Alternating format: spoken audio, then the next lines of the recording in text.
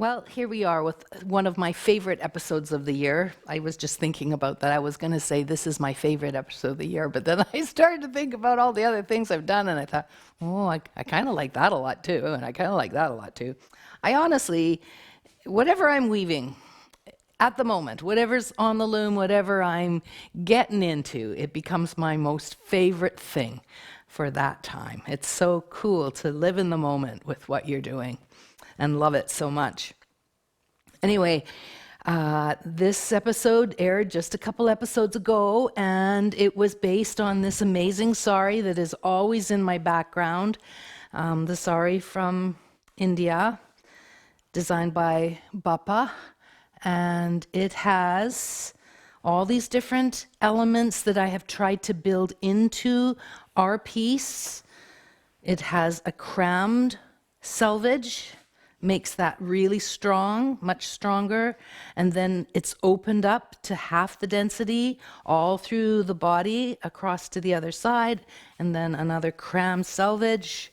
Right at the very beginning, it's beaten down very, very hard, and then all of a sudden, the beater who's controlling this heavy, heavy, heavy bamboo beater lightens up and is in total control of this gossamer area.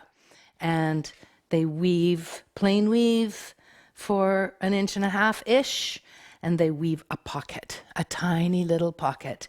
And then they open that pocket, stuff it with a sequin, close it with the plain weave, and on they go, and they have created this amazing grid. And then up here, it's the same kind of beading as we have down here, but with a slightly heavier, more textured weft, which packs down more. And there are little jamdani inlaid spots alternating with a row of pockets with sequins. So jamdani, pocket with sequin, jamdani, pocket with sequin through the whole body of the sari. And then the other side is this.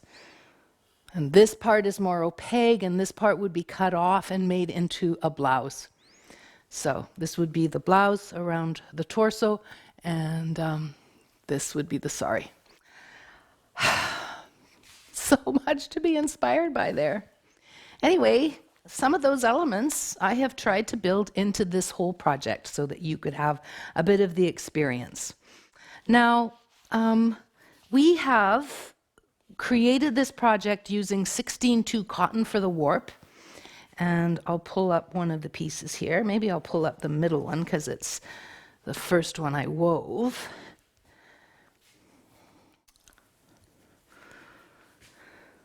The warp is 16-2 cotton, like I said, and the weft is 16-2 bamboo. Now, I wanted to be able to use all kinds of colors in this, and I had considered doing it in silk. That's what I would have done before, would have done it in silk. But that makes it really cost prohibitive to have all kinds of silk in your weft, to buy all those skeins to get all the color. And when I tried the 16-2 bamboo, which has a really nice luster, it beat in beautifully, it reacted just like the silk would, and it's like a quarter of the cost. So that allows you to have a palette of colors to play with, because all of these use different colors, and I've used all the colors that are on the table here, like a completely different. I had my earth tone sort of palette right here, and then brighter palette here, and I brought some of these in here. I mixed them all up. Anyway, it's so much fun, and created these 4 different scarves. So this is the first one, and it has got crammed selvages. So the selvages are set at 40 ends per inch, and the body of the scarf from the selvage over to the other selvage is 20 ends per inch. So we're doing the same thing that the sari has, a very, very dense selvage and a more open set. And then there is a little pocket threaded into it. So these scarves were done on 8 shafts. They could have been done on 6. You need to have 4 shafts to make a pocket. You need to have 4 shafts threaded 1, 2, 3, 4. Your 1 and 3, or whatever, wherever you put those. 1, 2, 3, 4. The 1 and 3 is the top layer of the pocket, and the 2 and 4 is the bottom layer of the pocket. And you weave top, bottom. And you repeat that twice, and that gives you a pocket that says twice as high as it was threaded because it was threaded twice, and that fit our sequin. Now, I've said to you over the years, I'm so reliant on things that I share with my dream team. They are my weaving team. And Sharon Broadley said that she needed a year off. No, this is so funny. Sharon Broadley needed a year off from the dream team because she wanted to weave all kinds of things. And then she found out we were doing this, and she went to town, and I think in the show and tell for this episode, the girl who was not going to play wove 6 or 7 pieces for this show and tell. She totally got carried away. Anyway, when she submitted her first draft, she had done it on 8 shafts. She had used for the plain weave part to close in the pocket, this part here, plain weave. Normally I used to just thread this part here in between the pockets on just 2 shafts, but she had threaded it on 4, and that meant that these plain weave areas were threaded 1, 2, 3, 4, 1, 2, 3, 4, and then her pockets were threaded 5, 6, 7, 8, 5, 6, 7, 8, and the minute I saw that, I thought, oh, Turned Twill. I could weave Turned Twill off of this because she had a threading that we could put into Turned Twill blocks.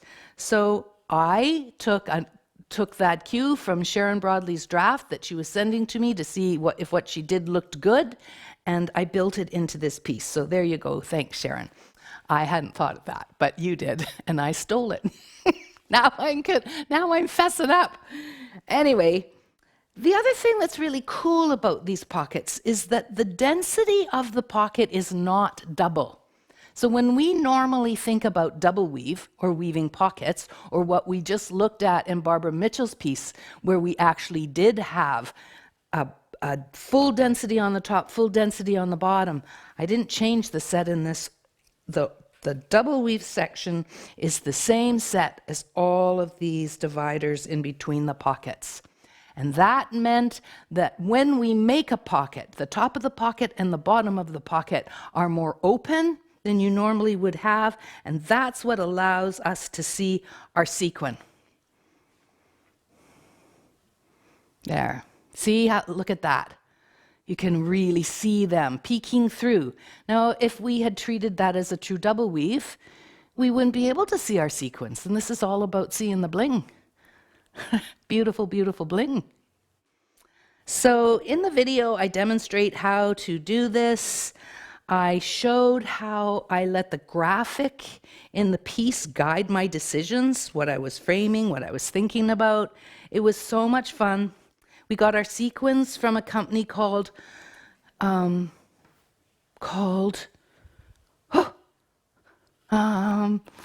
think I took the tags off of them. Hold on, I bet it's in my PDF. We might have to stop. No, the button people. Oh. The Sustainable Sequin Company. Look at that. It takes a whole studio to come up with. Everybody's mouthing the words behind me. Okay, the Sustainable Sequin Company. See these? These are beautiful little sequins made out of recycled pop cans, or recycled plastic, actually. I don't know if they're pop cans, but it's all recyclable. And they come in all these awesome colors, and we had them make all of these custom fit to our pockets. So they fit our pockets perfectly. However, they have them in a million different sizes. So you can get big ones, small ones, medium-sized ones, whatever you want. They will make them for you. So that's one thing that's very exciting about this piece. But then there's another part that's extremely special about this episode. So in the same village in India where this sari was woven, there are women who make these sequin yarns. And it's a triple strand of very fine cotton. And onto that triple strand of cotton, those 3 strands, they hand tie in a sequin. So every inch or so, we have a beautiful sequin. There, I put it there, you can see it. A beautiful sequin tied into it. Anyway, we commissioned this village to make us 50 100-gram spools, or 50, I don't know if it was 100 yards on one or 100 meters. Had to have been, yeah, it had to have been like 100 meters on every one of these spools in 4 colors. And they sold out. They sold out in 5 seconds flat. So as of this filming, so we are filming this in September. You're not going to be watching this until November, I don't think. Yeah, it'll be November. By the time you're watching this, I bet you will have more of this sequin yarn in, because they're working on another batch and we ordered twice as much this time around. So there you go. You don't need much of this to make something very, very special. What else is so exciting about it? So I'll just hold up all the scarves and show you how beautiful they are and show you the drape. I'm seeing already all kinds of gorgeous variations on this where people are using their own colors. They're really lovely. So lovely. Here's another one where I brought in a different color combination, different repetitive sequence. Here we have a repetitive sequence, and we have the sequin yarns built into it as dividers. So maybe you could come in really close on this, Al, and see how we have those sequin yarns used to outline our sequins. Okay. Then I wove a piece where I just wanted more pockets and fewer sequins.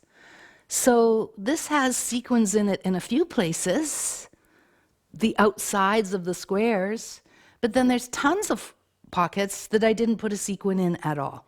And there you can see it. That square in the middle that you're looking at, the outside, the top, and the sides of that center square have sequins put in them, but all the rest of those pockets don't have sequins in them. It also has sequin yarns that highlight the edges of that border, the power of a line, as I would like to say.